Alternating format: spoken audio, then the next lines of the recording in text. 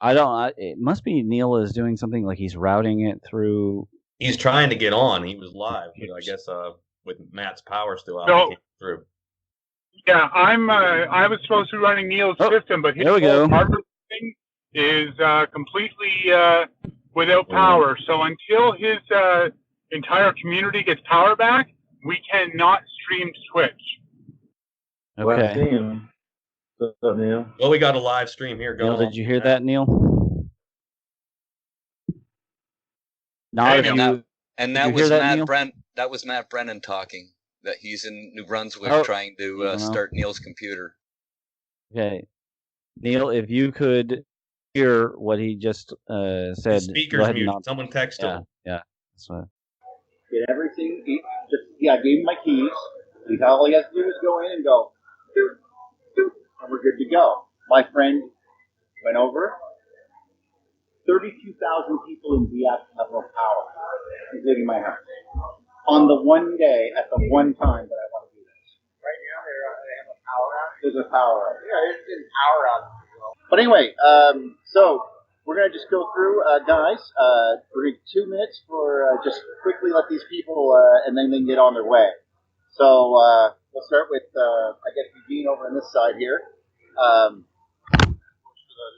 Well, just tell us what you talked about and how you enjoyed the conference, and that's about it. Oh, okay. Well, my talk was about, the title was Plasma Geometry in the Solar System and Beyond. And really what I was talking about is this project that we're doing with Jim Weininger and some other guys about the interaction of the interstellar medium with the solar system and possibly other solar systems, etc. So there's a lot of observational data that seems to suggest that indeed plasma impacts the behavior of celestial bodies in a major way. So pretty much like most of my talk was description of these observational data. And I've also announced the inception, I guess, of what we call Plasmascape. It's the three-dimensional interactive tool for visualization of various plasma structures and the solar system itself. I mean, the structures around the solar system, such as the local interstellar cloud, the local interstellar chimney, etc. So if you go at plasmascape.com, you'll see what we have done in the last month. Right?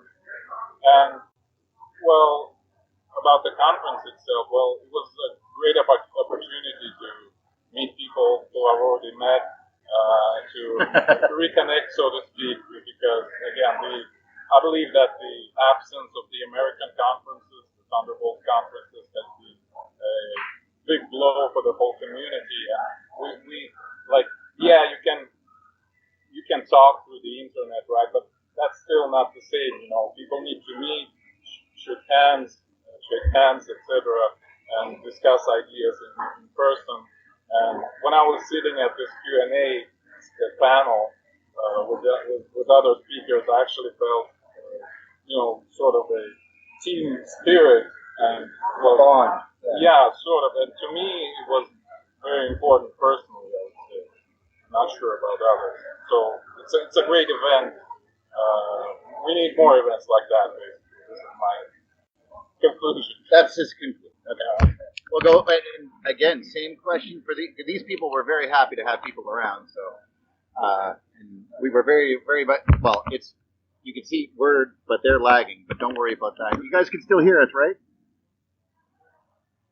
Yes, we can. And thank you for coming. 100%. Yeah. All good.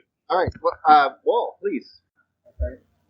I had the privilege of two talks. The first one was dealing with the history of ideas of the electric universe, how they arrived over centuries. And I featured, of course, all of the key people in the Thunderbolts movement. Probably missed one or two, maybe more, but it gave the idea of the bringing together of the mytho-historical record and the science to try and explain how the ideas gradually over the decades all sort of fell into place. The second call was the one that was more challenging for people, and that was to try and explain the physics of the polar configuration.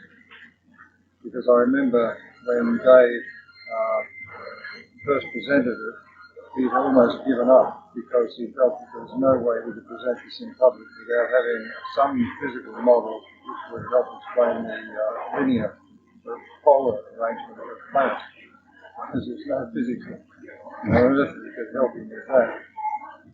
I recall before we had that conference in 1994 in Portland, the first one that Dave organised, that was as a result of some guy that knocked on his door and said, I think I can help.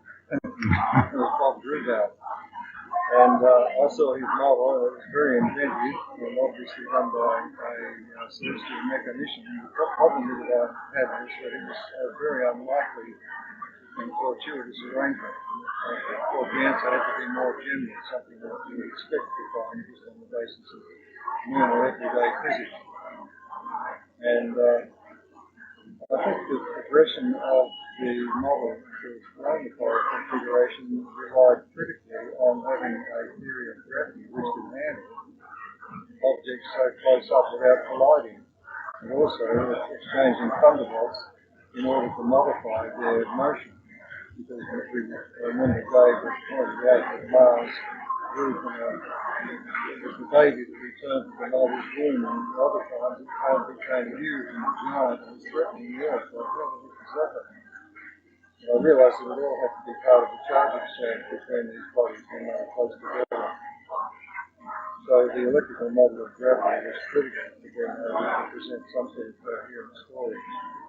And I think it's so simple in concept that people could grasp it without any going into a whole lot of detail. My impression of the audience is that they were fully engaged from the word go because we had difficulties with the audio-visual system, which not unlike here. Lasted about an hour. However, Lucy Wyatt, who organised the conference, managed to sail through it with a plot, even though it must have been absolutely nerve-wracking. And we managed to deal with the problem, and everything proceeded, and the audience seemed perfectly happy and fully engaged with what was going on, to the extent that I don't think anyone left by the end of the conference, except those who had an urgent need to catch some sort of transport that was not available later. My experience of all other scientific meetings is that on the last day you're lucky to have anyone there to listen to you. So that's actually good, yeah. And I think all of the speakers had something valuable to contribute. And the beauty of it was that there was a coherence about all of the ideas that were being presented. And that's wonderful over a group of speakers who may have different views on various aspects. But as I said in the beginning, science is not meant to be a monologue, it has to be a dialogue. And so the dialogue that was had, both the speakers with the audience and the audience with the speakers, has been one of the features of this conference, I think. Anyway, all I can say is I think it was a great success. And there are a lot of people here have been motivated to offer help in trying to find ways of spreading the message. And that's the main aim of our game.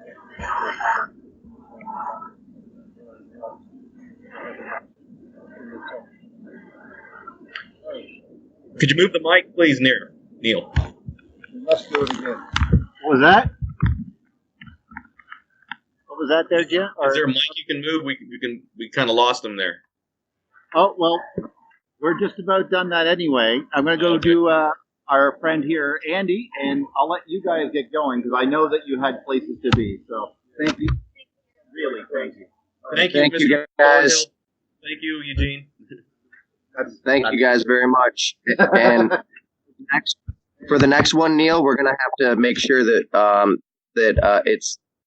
the sound quality is a little better because we didn't get much of Walls.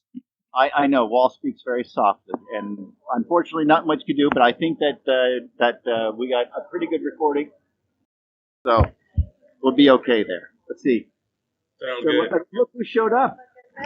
Look at this. Is that Richard? That's Richard right there. Hey, Richard, how you doing? Who's there? Like 10 people. The original crew plus a whole bunch more. That's Robert. Yes. Robert's here. How you doing, Richard? You looking nice? Good. Hey, we had a great conference. I like the beard. Everybody's in a good mood, I think. Yep. And better. Yeah. Looking But good, yeah, Andy. Andy, do your thing right there, and I'll let you get out of the way because I know you had to be somewhere too, right? All right, let's do it up. Tell us how you like the conference and what you generally talked about, and we'll go that day for you. Okay. Hi, everyone. It was a terrific conference. Maybe half the size that I had seen before a couple of years ago in Phoenix, but it was a really good crowd and enthusiastic crowd, and I think the talks were outstanding. I learned a whole lot. So did I. Here, and it was kind of a few wow factors came out of this conference, so it was very interesting. I spoke about the Earth, pastments in Earth's atmosphere, and with respect to weather and geology, and it pretty much followed along what I've written about in my past series of articles. I went a little beyond what I've published so far, and was able to talk about some new things, but for the most part, it's along the same lines, talking about weather and geology and the electrical scarring on the Earth, comparing it a lot to Jupiter and the winds of Jupiter and what we're seeing there from the Juno probe that came back with some very good, detailed, high-resolution photographs of Jupiter's winds and storm systems. And I was able to make some comparisons to some of the storm systems that may have occurred here on Earth and what landforms came out of that. So it's the same thing I'm putting in my articles, and I'll continue to write about it. So you'll see in the next few articles what I was talking about. There you go. All right. You guys anything to ask Andy there? Any guys? Oh, where the hearts come up.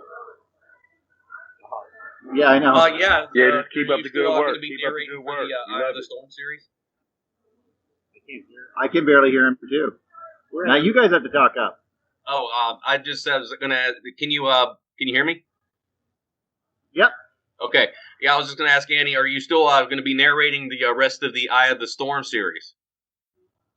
Yeah, I'll continue that until I finish the series. I've got a couple more articles coming out. There was one I sent to Stuart just a week or so ago, so it should be coming out, and it may have already come out while I've been gone. Because I've been looking forward to them, because as soon as I get the post on the Google email, because I'm a fan of it and I get the following, I share it right to the EU Geology pages, so I was looking forward to keeping everybody updated. Cool. All right. The presentation you just did, was that the work you did with Jim, Chris, and David? Yeah, exactly. Oh, awesome! Because I'm looking, because I know David just sent me a link to that. I wasn't sure if I was able to share it yet, but is that okay, or do I have to go with David first? Because I share it with the group here. You want to share with David something? David actually made the post of the plasma geometry link that you just made, but he has I have a link to it, but I'm not sure if I can share it yet. I just want to know if it's okay. I have no idea what you're talking about. Plasma geology? Okay. Well, David made a link of your work basically, and I wanted to know if we could share it yet, or is it not? Because I got footage of it. With David. Well, I've already presented whatever I wanted to present, so I guess you can share. I was holding on to it. I just want to make sure I didn't want to wasn't sure what was the protocol yet, because I know I got a link to all the information. Well, okay. Well, you can share it. Sir. Okay, just wanted to make sure. I wanted to ask Eugene if there are going to be a lot of simple graphics depicting the local chimney and how it might have been lit up at certain points, and maybe visuals from how it might have looked like from the Earth itself. Oh, from the Earth specifically. Well, it's actually doable. I'm not sure if we're going to do it anytime soon. But that's, we'll consider it, let's put it that way. Yeah, well, it would be a good thing to be able to point out to the general population, well, this is what the Egyptians saw, and this is the reason why they looked at these star groups so intently. Yeah, I probably can see where you're going. Well, yeah, we'll definitely think about it. So thank you. Thank you so much. Good idea, because you would never notice it. Like the way that it comes out, like you're trying to see the local chimney and then see it from only Earth's perspective and through the stages. That'd be pretty cool. Well, I guess so. Well, I mean, and then you could fly off of Earth, and then you could see from a very great distance away what it looked like from, say, the Sagittarius arm or whatever, the closest arm that is to our Orion. You know. Mm-hmm. Is that a question? No, it was just more of a comment. That, you know. All right. Any more questions for Eugene? One more. Hey, Eugene, you doing well? Yeah. You doing well? Everything good? Yeah. How's the band That's going? awesome. That's awesome to hear, man. What are you saying? I'm sorry. Speak up. I just said that's awesome to hear. I'm glad that it went really well for you, and you're feeling real up, right? Yeah. Thank you. Awesome. How's the band going? How's the band going? Which band? Oh. I thought you were in a band still. Yeah, well, not right now, obviously. Oh. Okay. We have doing bass I just like to say it's good to see you, Eugene, and it's great to have you on the show again. And man, you make me smile. I can't wait to the day where I can give you a big hug. Okay. Well, I love the work that you're doing, and keep up the good work, man. okay, thanks. Maybe at next Thunderbolts conference. There are rumors it's going back to the States, you know. Okay, guys. Colorado. Huh? Well, we'll let Eugene get going, and I'll talk to you guys for a few more minutes. So. Yeah. Thank you, guys. Goodbye. Thanks Eugene. for everything. I'll send it to you. There's a couple spots where you'll have to have it because it kept stopping. It's quite all right. So I figure you could just, if it's like my program, We'll make it happen. I'll email you. Oh, God, yes. Well, no, you don't. See what Heather's been doing. Let's talk to Heather. You want to talk to Heather? Oh, Yeah, well, we here's haven't seen her Heather. in a while. There you go. No, sit down. Tell him your inspiration. There we go. My inspiration. Yeah, I I'll go haven't right over seen you to since observing the frontier. How you been? Get on over. Take my beer. Hi guys. Oh my god. Like, Heather's fun. How you guys doing? Great. How you been, Heather? Doing good. Just, Haven't seen you since Albuquerque. I know. Well, I'm so glad you were able to make it to the conference. I can't hear you guys. How are you? Oh, here, watch this. Oh, this will be fun. Well, no, I just realized I had those. So we'll do this because we're so cool. It's just me and you, right? So I'll go like this, right? And the microphone's still there. It still sucks. But we can do this. Oh, yeah, but listen to this. Sounds great now, right? See? Share speakers, yay! There you go. Yeah, we should have done that. There's one of those duh moments. I think there's going to be a little bit all over the place because I'm not sure how well the sound on my phone picks up. Oh, I know. This was all planned to be in a nice, quiet room, and we got kicked out of it. Yeah, because they ran over on their QA. But that's okay because the QA was awesome, and we recorded the whole goddamn thing. So awesome. It's like an hour and a half. So you basically have the entire Q&A session we're going to turn into something. Neil, I'm really frustrated. I didn't think of a question until Andy left. I was going to, actually not a question, but a comment. I was going to see if he had managed to get a look at the Pratt Thunderbolt strike site that I had found yet. But you'll have to help me get in touch with Andy.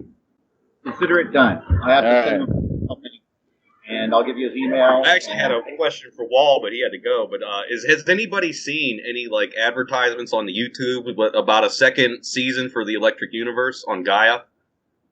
No, they just talked about doing the 7 episodes that they've already done. Because I've been seeing episodes where they're saying coming soon, and it's like, is that a second season? Well, no, but there was 8 of them, I think.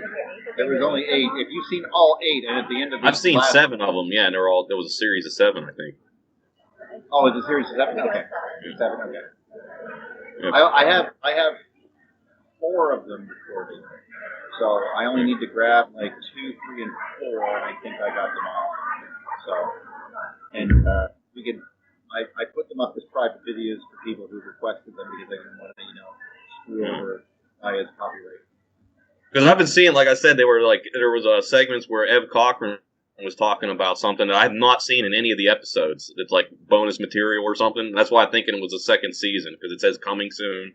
And I'm not sure if they're doing something and maybe Wall was privy to it, or maybe it's just like old footage. I don't know. Was it something that Ev was working on that's coming soon? I'm sorry, what? Was it maybe something like Ev was working on that's coming soon? But It could have. It said coming soon, and I've seen all the episodes like numerous times. I watched them when I'm just doing homework to like pass the time. So, but I've never heard him make these comments before in any of the episodes. And then it says coming soon. That's why I kept thinking, is it a second season coming or what? Maybe you're giving the preview for it right now, bro. You are. Maybe. I do have a question, Neil. Tell us about the Sapphire presentation. Oh yeah, I forgot about that. I'm not going to talk for long, but the trouble is that I didn't see the Sapphire presentation. Oh. Yeah. So the only footage we have is like from Philip Francis. He posted like a 8-minute segment of Dr. Claridge talking about Sapphire. It was pretty interesting. On the groups. Heather, did you see it? Yes, I saw both of them. And Tell us. The first one. Well, I saw like half of both of them, so you go. You guys ready for me? Go ahead. Okay.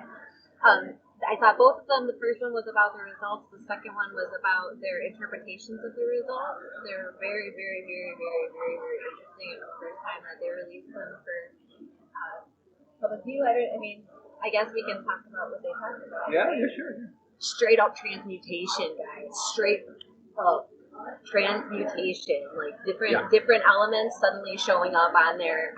Yeah, sorry, was that your clip note to cut that out? I didn't swear. I would never do that. I just leaped myself. Anyway, because it was crazy.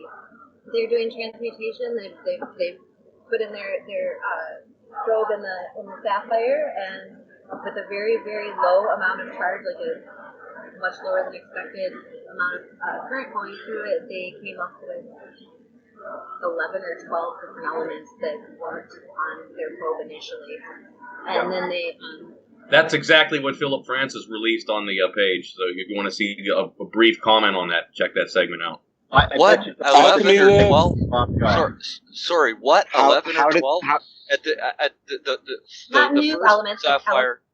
That didn't exist, just elements that... Well, no, they changed... The tungsten changed into, I think it was four or five different elements that weren't present in the chamber. Are you saying 11 now in these newer experiments? Well, no, it was the same experiment. They just sent it to a different lab that had a better spectrometer, and that one was able to pick up more trace elements than their spectrometer was able to capture. So they were present. It just they needed a little higher boost of a spectrometer. And I suspect that. Sorry, and I suspect by watching the video, the footage, all of that magic is what's happening where the sparks are happening.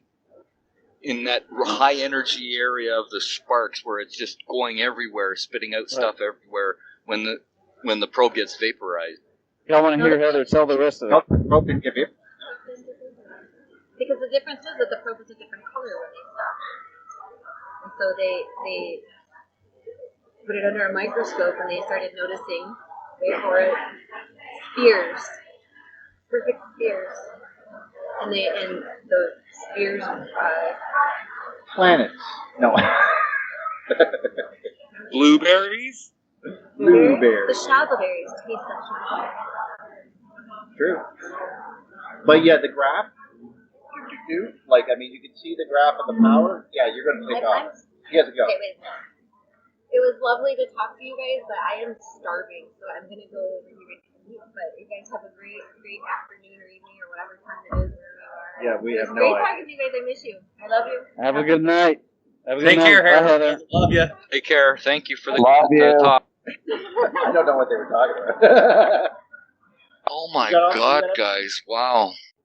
If it's not, if you miss something, I'm gonna. Yeah, I was like, wow. She made a Willy Wonka reference. I love her. Well, now you did. Neil's like, hey, can you get me some chicken and some burgers? I'll be right there. Fish and chips.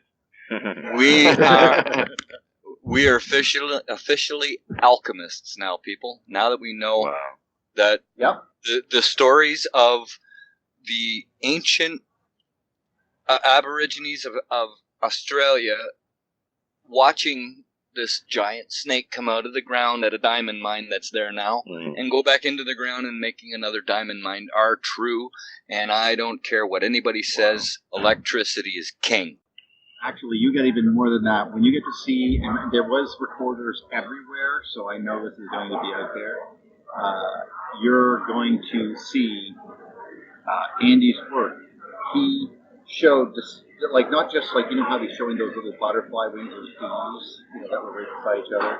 So he does that and goes, see this little area with the 2 Ds where you can see the loop here that was going up and down. He goes, watch this. He zooms out and he goes, now watch this. And he shows you this part. It looks just like one on Jupiter, just like the twist coming up and then like a circle at the end. And he goes, now this is exactly like this mountain ridge here, where all the mountains were pulled up into this area, and this went into a low pressure area here. And he goes and shows you high pressure areas, which, incidentally, when you go to low and high pressure, he's really talking about footprints of the up and down currents, if you know what I mean, in the arc. So he's So let me get this clear. Let me paraphrase what I believe I think I hear. So now we're understanding these as not electric catastrophes, but as vortical lift from vortexes and vortices of storms, multiple interlinked vortices of storms. Giant tornadoes. Which might produce some sort of electrical currents, but still, it's vorticity. It comes down to, right? Well, it's the bottom of the Berkeley currents, and of course, a lot of them cannot actually hit the ground because we have a wonderful atmosphere. But the low pressure is so extreme and the charges are so extreme, yes, they will totally lift stuff right. They'll suck it in supersonically, and that's where you get to a lot of mountain ridges. Well, some of them obviously did hit the ground, but you're saying not all of them. You're saying it was a rare circumstance. Yeah, well, Andy described it very well. He said there was tornadoes and hurricanes side by side, updrafts and downdrafts, doing like not side by side, meaning like hundreds of miles in scope away from each other, but they're right side by side each other, and there's multiple tornadoes, multiple hurricanes all squished in this one central area, doing massive damage, updrafts, downdrafts, land being devastated and electrically eroded and blah, blah, blah, blah, blah, blah, and yeah. However, this does not, we do know that land will be impinged upon directly. We've seen evidence of Lichtenbergs right across the side of a cliff face or in, the Grand Canyon type of stuff. But those are arcs. Where this is in many cases, a lot of that is, and I could be wrong here, please understand, but there is an underground current, and just like we've seen with Jacob Gable's work, we're starting to see, he was pointing out evidence where he was like sitting there going, and see this part right over here, this is over top of an aquifer, and that's why, and I was like, and I just sat back and went, that's why the land is mangled and flipped upside down and everything else, because once you vaporize an aquifer, it was trying to get at the water, it was trying to get at the water like we see on Electric Universe Eyes. It's seeking water. There you go, exactly, and because it's a good conductor. The damp, dirty water is a fantastic conductor. So that was that, and Andy's presentation was going along into the Jupiter thing as well. So that was dynamite. So, is there anything else that was, I guess, of juicy value, something exciting, or that you can announce that it doesn't have to wait till YouTube? Yeah. Okay. we had some people from the Royal Society and some amazing talk about like he didn't. I mean, he was lecturing. He didn't even have like everyone else had things behind him. He just grabbed the microphone and went, "This is what's going on in the print." You know, he spelled out the history of Nature magazine and destroyed it and showed you how every single how all the principal players, how things are manipulated behind the scenes, and there was a lot of hope for the future that was put in because now that Stephen Hawking is passed on,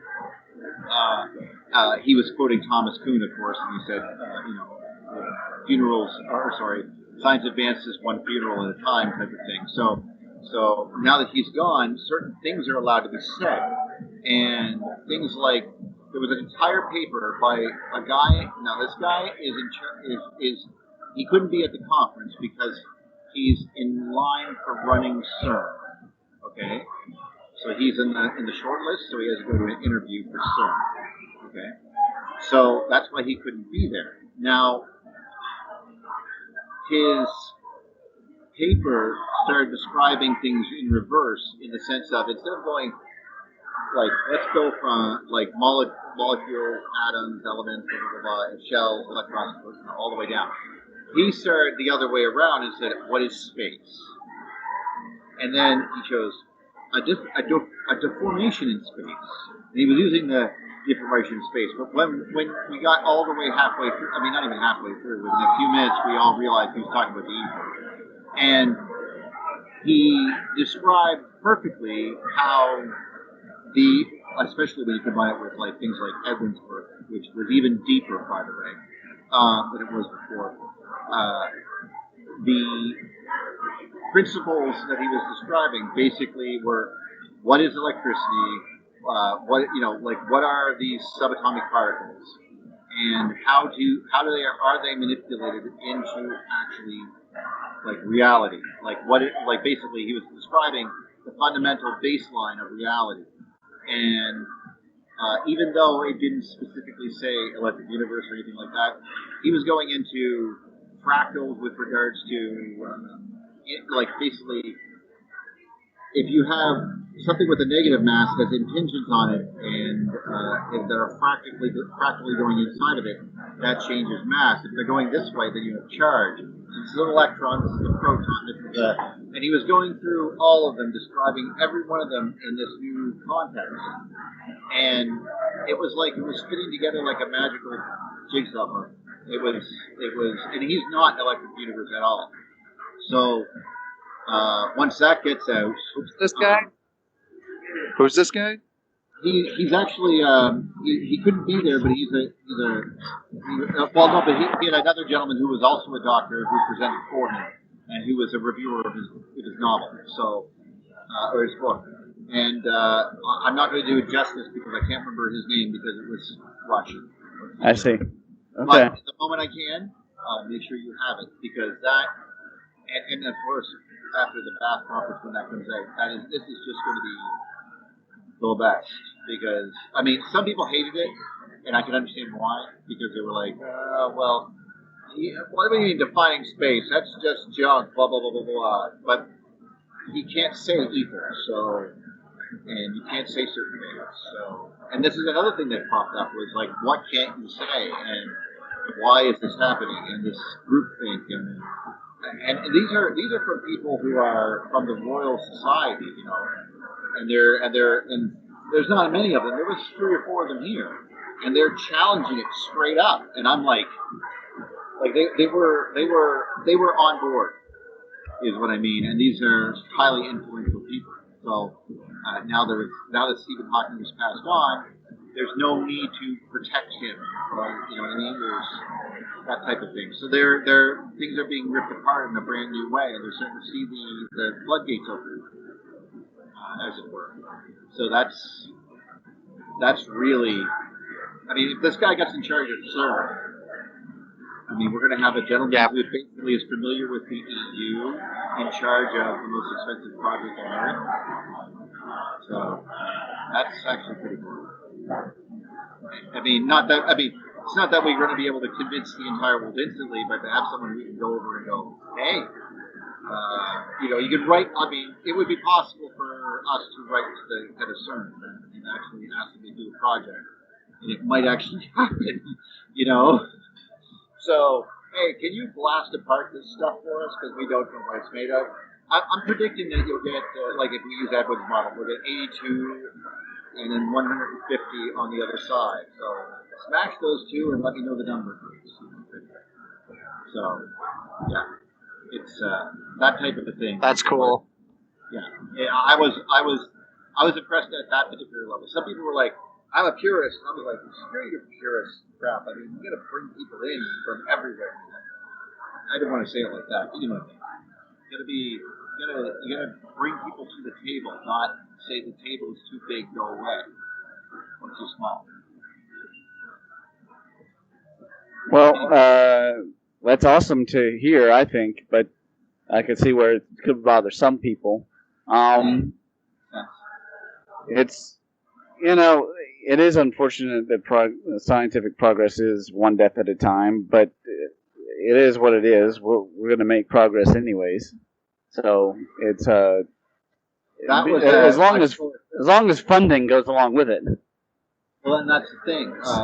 They also showed us some things that we didn't even know, like the transmutation idea was like some evidence that I did not know. There was, for example, these people who were trying to, they were working an electric smelter to destroy certain things. And they were always, of course, measuring what they put in and what they got out. And they ended up with like, by the end of their like a 3-month run or something like that, I can't remember, they put in so much material, but they ended up getting 4 extra tons of material out of it. Like, where the hell do these 4 tons come from? And it's the same type of material, but of course, they couldn't understand why this was happening. But until the guy was, well, how did you measure this with the probes, considering how hot this is? He goes, well, we have a giant iron probe that is consumed during the process. It's like, whoa. And so it's like as big as a barrel, and they shove this thing in there, but it needs to be that big because it's attacked by the electricity. So, and the sensor is inside of that, so, and I was like, well, of course, it became quite clear, and just after his conversation, here comes Edwin to go, well, this is how this is put together, and why iron does this, and why it will allow you to convert to this particular material. And the lights were going on all over the room. Are you saying that they were feeding this, what did you say, it was aluminum? No, I thought, I can't exactly remember the substance itself, but it was like a... And more was coming out, is what you're saying. They basically put 20 tons in, and they had 24 tons out. Wow. So, yeah. So that was crazy. And that was just one instance, and they were going through like 5 different instances in where they proved transmutation. Of course, the chicken potassium situation with the calcium, right? And then other types of situations with regards to like just like Sapphire was, where you're like sitting there, like they were doing something like this. Like another guy was doing the cold fusion thing. Okay, so in the cold fusion guys, okay, they were doing. They built a very small, like it was about, it could fit in a fireplace. Okay. This is what they designed it for. And they basically put this thing in there. It's basically a metal tube, and they put a metal shielding on the back of it that's curved, right, so that it will reflect heat. And this thing is basically a cold fusion reactor that's generating heat. And they can just refill it, and it will continue to generate heat. And of course, this is a nuclear reaction. You don't have to add much. It will friggin' give you 2,000 or 3,000 watts for 5 days straight. For like adding a teaspoon of stuff. or something. So it was absolutely phenomenal. Another one was transmutation inside people's bodies, and they were noticing that people who worked in a particular location that were in suits that were sealed, okay, they weren't getting sick, but they were because of the way that what they had to do, they measured everything basically, and they realized, including their urine, and they were peeing a lot of potassium, but they weren't eating any potassium. And what they figured was happening, it became quite clear, is your body was getting so hot that it was converting some of the elements in your body into other elements in an endothermic state. Because it took energy to do this. And by doing so, your internal body cooled down. And this is something that these people were doing because they worked in incredibly high heat situations. So they were realizing that the body was doing this to cool you off internally. And they never thought that was remotely happening. Because usually, you're not in a sealed suit. Your body will sweat and everything else, and you don't need to do this. But apparently, human beings can do this. And there's a few other instances of that type that they were showing there with regards to specific transmutations. Well, it's important to point out that matches exactly what the monks have said, and how it really does feel when you turn yourself into an internal. You feel like a refrigeration happening inside of you, and some of these monks have gone for impossible numbers of days without food or water. Some of them have used sunlight. There have been ones who produced thermal radiation beyond the caloric intake of the day, and survived in blizzard conditions. All that stuff, and so that's great to hear. The presentation that will end up on the YouTube, you think? They're all recorded by Ben Gedlow was here. So he's the guy that did, he's a Thunderbolt. He's the guy that does the Thunderbolt shit. So he records everything for any documentaries you see on Thunderbolt. Chances are he made them. Like Thunderbolts to God. He made that. So he's been here. So and he was recording everything. So yeah, he'll be there. And he wasn't the only one. And some of the stuff that I noticed in regards to that, which is very interesting, was welders were getting carbon monoxide poisoning without any carbon monoxide being in the air.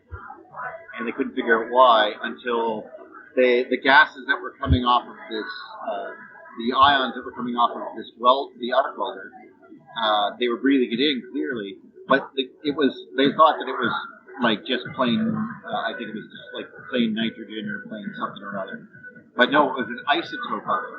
And that isotope fused with a carbon in the lung and actually created carbon monoxide, like as a transmutation that was causing them to get carbon monoxide poisoning without it even being in the atmosphere.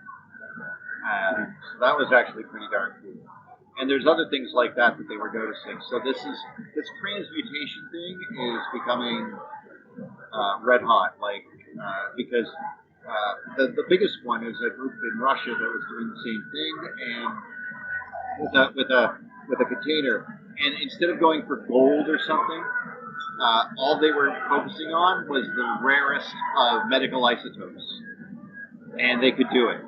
And then there's another gentleman who was doing the saying, and this is how you reduce nuclear waste. And he was doing the whole thing with the arc welder or the arc blast furnace, and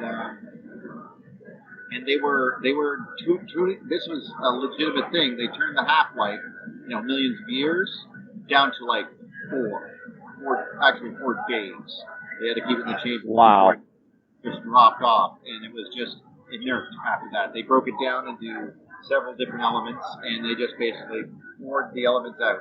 And they put more uranium in, and so you could put this right beside, that's what we're talking about, you can put this right beside a nuclear reactor. So you just basically, and it doesn't take that much energy, it can be run from the nuclear reactor. So, Right, it could just get rid of all the radiation. right there. So Yeah. you basically create highly radioactive substances. That's something I've been thinking. Yeah, I've been thinking about that for a couple of years here as a way that we could use Tesla coils essentially and arc discharge to get rid of radiation, and that makes sense to me.